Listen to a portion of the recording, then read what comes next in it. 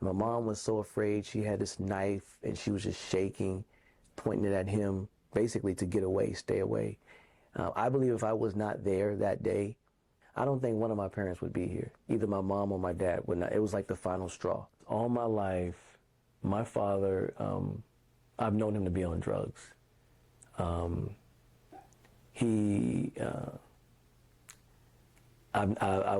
know domestic violence through him. My father was an adulterer. Have at least one half brother, kid out of wedlock. My father was irresponsible. Didn't hold his jobs too long. My father never really took ownership of mistakes. It was always somebody else's fault. That's pretty much how I know my father to be. My father's articulate. My father's intelligent. My father's a great athlete. Dallas Cowboys were looking at my dad when he was a sophomore in college. And I have several uncles that played professional sports. One was a Heisman Trophy candidate, and they'll say that my dad was the best football player of the three. But that's the side I admired about my dad, the athlete, and the fact that he was articulate and he is intelligent. But the other side is what I know him most as. Addicted to drugs, never own up to mistakes. It's always somebody else's fault. And abused my mom up until the very last moment of our immediate family being together in the same house. It ended with a fight. And if I wasn't there, if I weren't there, one of my parents wouldn't be here today. And it got to that point. So that's what I pretty much know my dad to be. Why do you think he was that way? I think my dad never knew how to be a father. He never knew how to be a man. His father was killed when he was 2, so he wasn't there. And his stepfather died not too long after he married my grandmother. And my dad just really never had a chance. He never had a father figure there. You know, my grandmother was trying to raise him and to be a man. And also, my grandmother always came to the rescue. So I look at it as enabling. I mean, she loves her kids. And I know that's why she does it. But she always came to his rescue. And my dad, I don't think, ever really had to fall on his face and get back up and get through it and make wise decisions. He always could call on Grandma, and she would come to the rescue. What's your relationship with him now? Me and my dad, we talk from time to time. We can talk and we can laugh. I get frustrated with him. I'm no longer angry at him, but I'm frustrated at him. We talk maybe a few times a year. There was a time when I didn't talk to him for probably a year and a half. I'm not sure if he's off drugs or not. I haven't seen my dad in 9 years. But we talk, we're cordial. I let him know I love him, and he tells me he loves me. And that's about the extent of it. There's no intimacy, there's no closeness, and there's no real trust. What's the one word you would use to describe your father? If I had to pick one word, I would probably say angry. But other words come to mind like irresponsible,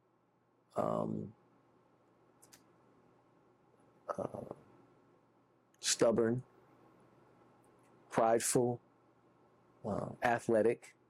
It's another word I would describe my dad. And now tell me again about your dad's dad and what went on there. Well, my dad never really knew his father. His father was killed in South Carolina.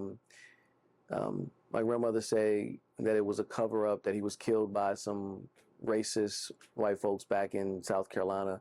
They say he drowned. The newspapers say he drowned fishing.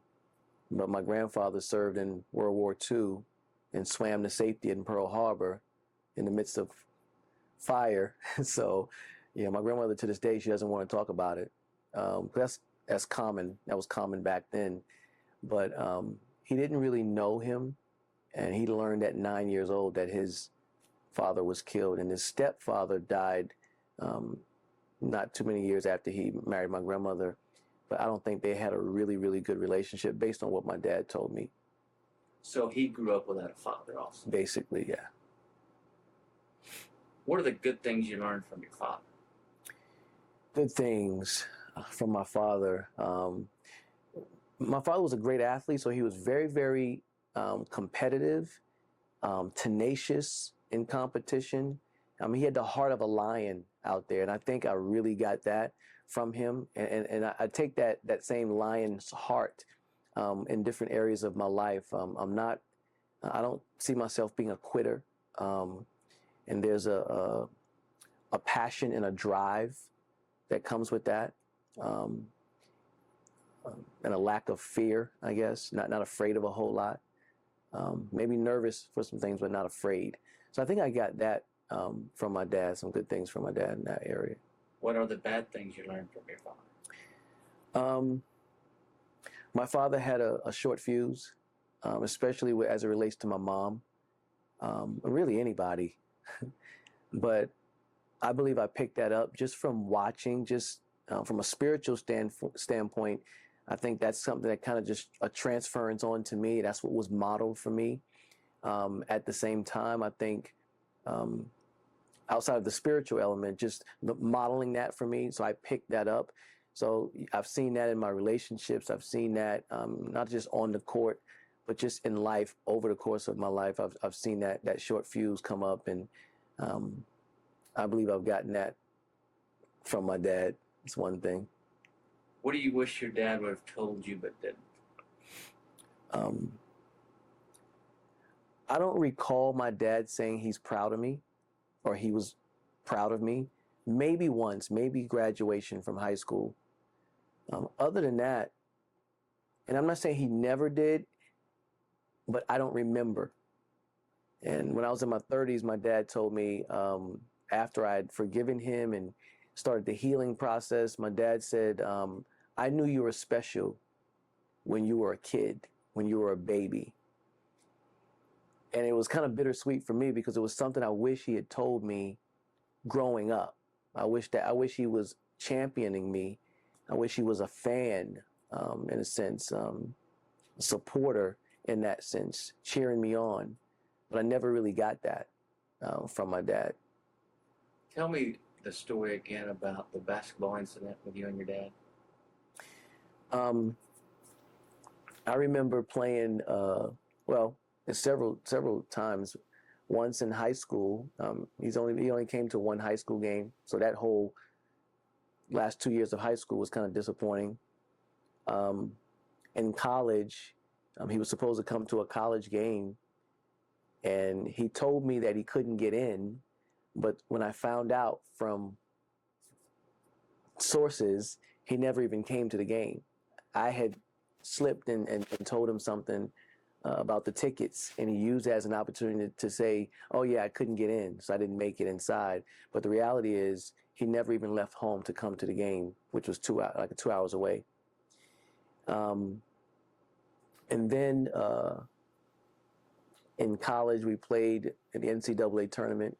Either it was NCAA tournament or our conference championship game, but it was on TV, and everybody had been watching it. And I remember calling my dad and asking him, did he see the game? And he just casually, oh, nah, I didn't catch it. And it crushed me because it could have been 10,000 people. It could have been 1 million people watch the game. But the one person I wanted to watch the game was my dad. And he was the only person that didn't see it, it seemed like, of my family and friends. So it was crushing to experience that. And in college, I was 4 hours away driving from home. And in 4 years, he never once came to a game. 4 hours away. You told me too about a story about, I think you said you were running a touchdown and you looked over to see if he, tell me that again. When I was 9 or 10, Little League football, the first year I played organized sports, and I had 4 touchdowns that game. And I ran 1 touchdown, and my first one, and as soon as I scored, I turned around and looked for my dad's jacket. He had a Kansas City Chiefs jacket on. It was my uncle's jacket from when he played for the Chiefs, and my dad was wearing it.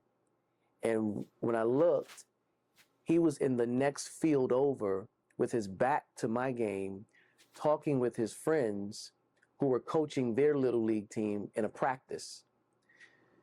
So I ran the touchdown. As soon as I ran the touchdown, I dropped the ball and I turned and I looked for Dad. I looked around and I saw his back. And I watched for a little while. And by the time I walked to the sideline, not one time did I see him keep looking back to see if he was, to kind of keep his eye on my game. He was just talking as if, it was almost like he was just there just to say he was there. But he really wasn't in the game. And another crushing blow for a 9-year-old. All he wants is Dad's approval. What do you wish your dad would have showed you but didn't? I wish my dad, in a broad stroke, would have showed me how to be a man, what it meant to just be a respectable man, how to respect myself, how to deal with women, how to treat women. Because I didn't really have a whole lot of respect for women. I'm about average. The average guy would just, treat women a certain way, especially if you're an athlete. That was me. But I wish he would have taught me how to be different than all the other guys. All the other guys are doing this. They're sleeping around, having sex. I wish he would have taught me about purity and respecting myself that way and respecting that young lady. I wish he would have taught me not to curse, not to use profanity. I was real good at it by the time I was in 4th grade. I wish he would have taught me self-control. All the things that I know now that I so want to teach my kids, I wish my dad would have taught me. God willing, I have kids, but I wish my dad would have taught me those things. What is something that your dad did with you and or your siblings that you'll never do with your children? I will never so much as allow my kids to sniff me disrespecting my wife. I've never put my hands on a woman to hit her. I never want them to hear me raise my voice and disrespect her. I don't ever want them to see that. I don't want to model anger and rage for my kids. I don't want my kids to see me do drugs or even drink alcohol. I don't do drugs. I never really had a drug problem. Experimented for a little bit in college, but never had a drug problem. Alcohol was my problem. And I remember drinking certain drinks because I remember seeing my dad drink those drinks. No other reason. Didn't like the taste, but I remember the images of my dad carrying that bottle in his hand.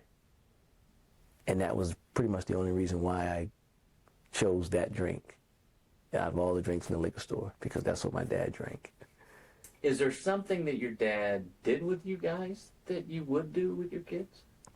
When I was 15, I'll say this. When I was 8 or 9, my dad took me to the basketball court once, and when I couldn't shoot the ball the way he wanted me to shoot with the right form, because really I wasn't strong enough to do it that way, literally I remember being out there no more than 15, 20 minutes, and we left because he got so frustrated because I couldn't shoot it the way he was teaching me to. And I remember walking away feeling dejected and saying to myself, I just can't. Not that I don't want to, I can't. Well, when I was 14, 15, my dad took me to, when he was living in Maryland, he took me to the parks in Maryland, around Maryland and D.C., and me and my dad played. We'd never played together on the court, but we played ball that day together as if we played together every day. And we won about 4 games straight. We ran the court, me and my dad. And there was a couple other guys on the team, but it was really me and him. We played like LeBron and Dwayne Wade together. And I wish we had more of that, that's something I would do with my kids. I would participate in those activities. I would be engaged. At least that's my desire. I would hope to. Tell me about the incident that happened in that game when you got disoriented somewhat. Oh, there was another time we went to the park. So it was about 3 or 4 times we went to the park to play, different parks to play. And I remember, I guess, overheated, didn't have enough water, but I kind of blanked out, where I couldn't even see my hands in front of my face. It was just a blur. I literally was blind for a few seconds, and I freaked out. And in that moment, man, my dad, it's like he just instinctively kicked in. He came over, grabbed me, made sure I was okay. He got some, I guess, an ice pack or some cold water, and just kind of put it, and kind of told me to lay there, just relax, calm me down. He said, everything's gonna be okay, man. Everything's gonna be okay. And he had me a nickname for me at that time called Ace. He used to call me Ace. And man, I felt on top of the world, because my dad stepped in. Even if it wasn't anything he could really do, it was the fact that he tried, he wanted to, it just kicked in instinctively. And I wish I had more of those moments. The worst experience with my dad was the last time that my immediate family was together in the same house. And I had just decided to move to Maryland to be with my family, and we would all be living together, because I stayed back and lived with my grandparents. And it was a big fight the night before, and it spilled into the next day. My sisters were crying and they were scared. And my mom was so afraid. She had this knife and she was just shaking, pointing it at him, basically to get away, stay away. I believe if I was not there that day, and I believe that's why I think I was moving up there to live with them, but I believe God set that up for me to be there, because if I were not there, I don't think one of my parents would be here. Either my mom or my dad would not. It was like the final straw. It was the last time all of us were together in the same house. That's my last memory of my family together. And because he was, you know, we blame him. I blame him for that. I don't care what my mom did. He was the one that was treating, you know, domestic violence, abusing her. And that was my worst memory, I think, with my dad. The best memory would be some of what I said earlier, with coming to the rescue, so to speak, and playing ball together and running the court. And those were 2 moments in my teens when I felt like, yeah, it's me and my pops. And it reminded me of when I was a kid, when he used to play, when he was in his 20s, and he would play in the playground, and I would be there just watching and couldn't wait till one day I could play, because my dad played on that court. So those were some good memories. What do you wish your dad would have done differently? I wish my dad would not have gotten on drugs. It's funny because my mom told me that my dad always advised her, whatever you do, never use cocaine. And it's the very advice that he did not follow. Because I guess this is when cocaine really started kicking in the 70s. I don't know, maybe I'm a little off. But he advised my mom that. And he started using it. And he became addicted, seriously addicted to drugs, even more than he had been, combined with alcohol and the rage. So I wish he hadn't used drugs. I wish he hadn't abused my mom. I wish he had gotten help for the, counseling. But that was unheard of back then, a man going to counseling for emotional issues or whatever. It's unheard of.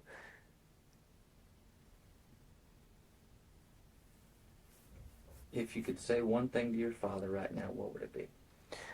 Without a doubt, I would try my best to assure him that I love him. I don't know if he hears that much at all. There's been so much in his life that hasn't gone right. A lot of it is his just bad decisions.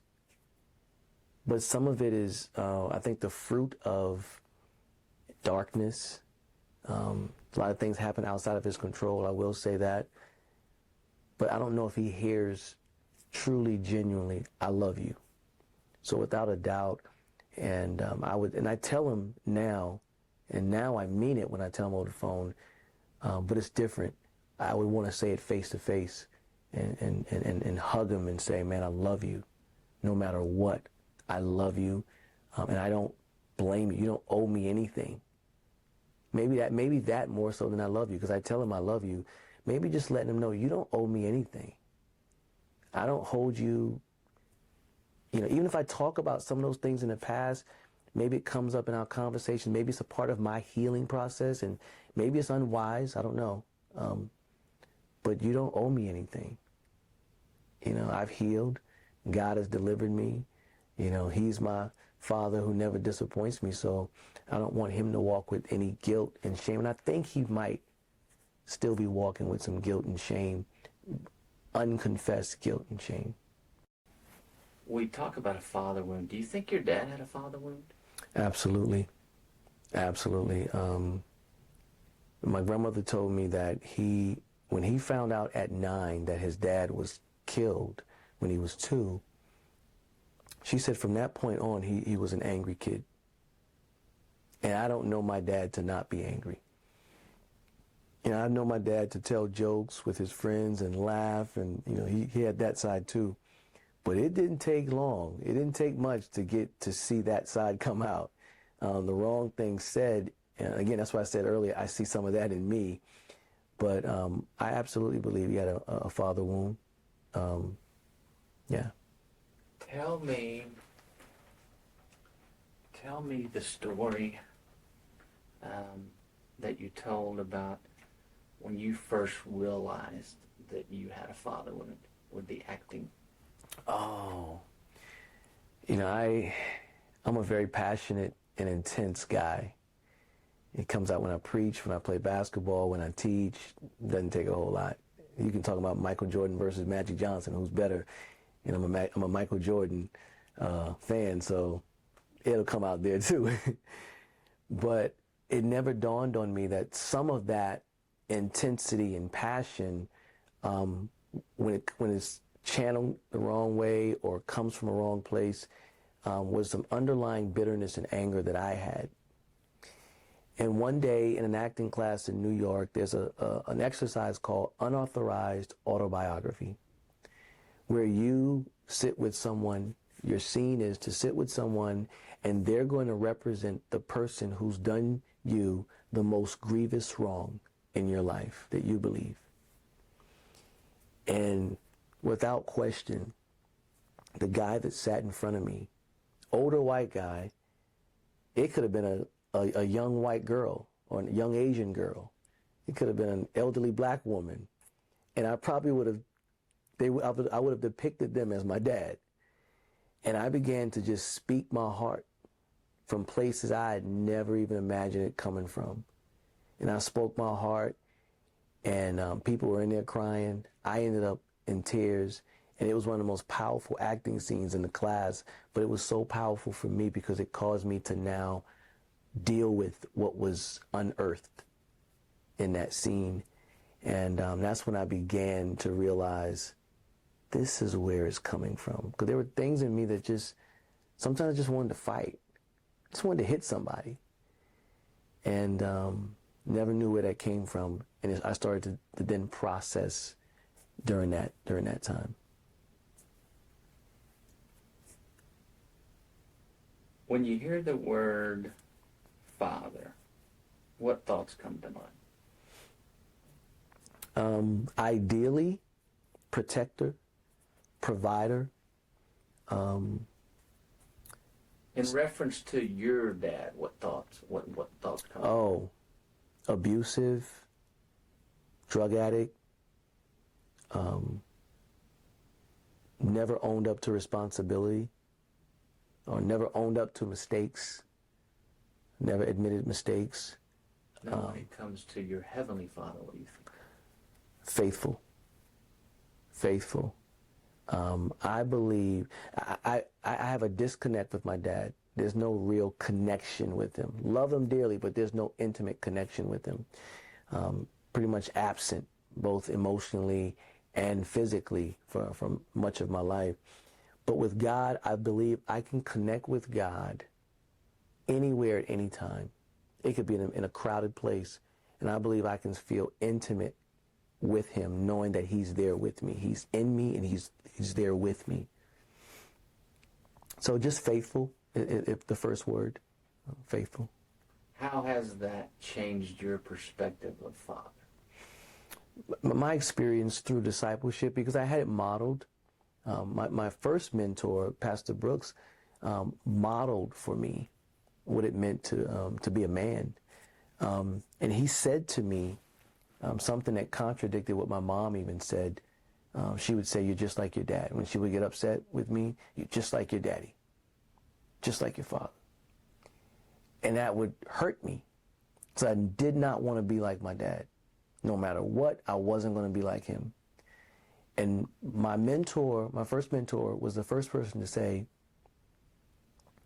"You are not your father. You're better than that." It rocked my world. It wasn't scripture verses. It wasn't anything Christianese. It was the practical truth. You are not your dad. So the person I was running from, I didn't have to run anymore. And it blew me away. I stared at him for a few minutes, and I had to process that. I'd never heard that before. And that really helped me. But then he began to model for me. Even with mistakes that he may have made, I understood that. But he began to model for me and teach me. And so now my perspective of Father is just totally different. I feel free. Because before I had no clue and knew that there was an ideal father, but because I didn't see it, didn't know what it looked like, there's no way I knew how to be a father. I could be a daddy, but if the word father came up, I'd be clueless. How did that connection, that influence of what your dad was like, how did that then transfer as far as what you thought God was like? Because of the absence, I should say, because of the disconnect, the distance between me and my dad emotionally, spiritually, I didn't really have that with God. I didn't even know it was possible. So whenever the word Father was spoken, my mind would go right to my father. So I could not separate the two. I mean, I told my dad, "Love you too," when we got off the phone. But it didn't come from any place. It was just what you say when you get off the phone. So the first time a pastor or a preacher or anyone suggested that you say, "I love you, Father," was weird. Couldn't say it. I literally could not get the words out of my mouth initially. I had to force the words out. And after I said it, I had to think about what I just said, because it did not make sense to me. I couldn't make the connection that I could actually say and mean that I love you, Father, because of the bitterness that I had towards the person who played the role of the father in my life. Because he was absent, because he wasn't there, and maybe he was abusive, did that transfer into what you thought God was like too? Or distance, or, you know what I mean? I think overall, and I'm not going to put all of that on, because I just didn't really know God. Right. But some of that played into it. I definitely didn't see the grace of God. I saw God more as someone who, you do wrong, you're going to pay for it. Even though that wasn't what my dad necessarily did directly with me, but I saw it modeled in the house with my mom. And again, I didn't have any sense of God as right here with me. Foreign concept. How do you think your relationship with your father has impacted your life? Wow. At first, it caused me to protect myself. Can't trust anybody. They will disappoint you. I battled with paranoia, me against the world. The minute someone does something, betrays me, or what have you, I now put everyone in that category. They're going to do the same thing. They don't really care about me.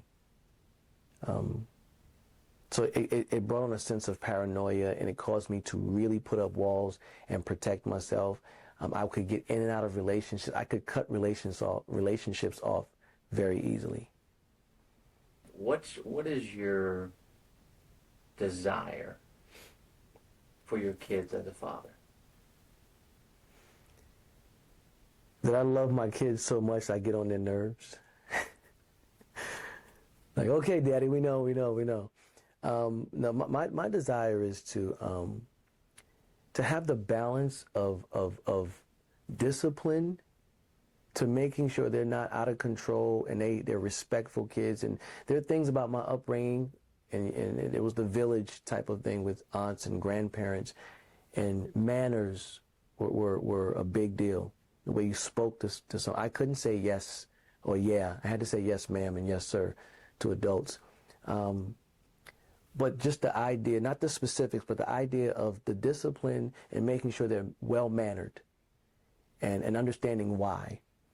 But then the grace, allowing them to mess up and not walk around feeling like they needed to work so hard to get dad's approval, or if you mess up, there's punishment. I don't want that mentality. I want them to have that balance of, I extend grace to my kids. They understand that and my love, but also they understand I have to discipline. And in between that, the thread of understanding, making sure that they understand what's going on, not just do this or do that, but taking the time to help them understand why. For men who first of all, some real honest introspection to see if there is a daddy wound. Because dad may have been there in your life, and you may not realize there's certain things that he didn't do that you may hold him accountable for and may not have ever forgiven him. But some true honest introspection to see if there's even a wound that may have some underlying subtle bitterness that manifests in different ways in your life. If so, men who feel like that, forgive. If you have to just ask God to help you get even to the place of forgiveness, for those who do realize that they have some daddy issues. Get to know your dad when they were a kid. See how they were raised. See what they were subjected to. Did they have their father? Were they taught? Because they can only give you what they have. And if they didn't have anything, they couldn't have, they only did what they knew to do. And that will foster compassion. It should foster compassion in your heart towards them to forgive them. And you'll start to see them as that kid that didn't have a chance. And then the other part, the dads who may have neglected, may have abused, and never owned up to it, be honest with yourselves. And if you have, make amends. Allow healing to happen. You never know what your kids or your wife may be harboring in their hearts because of a wound that you brought on, intentionally or unintentionally. Watch the Father Effect movie for free on YouTube.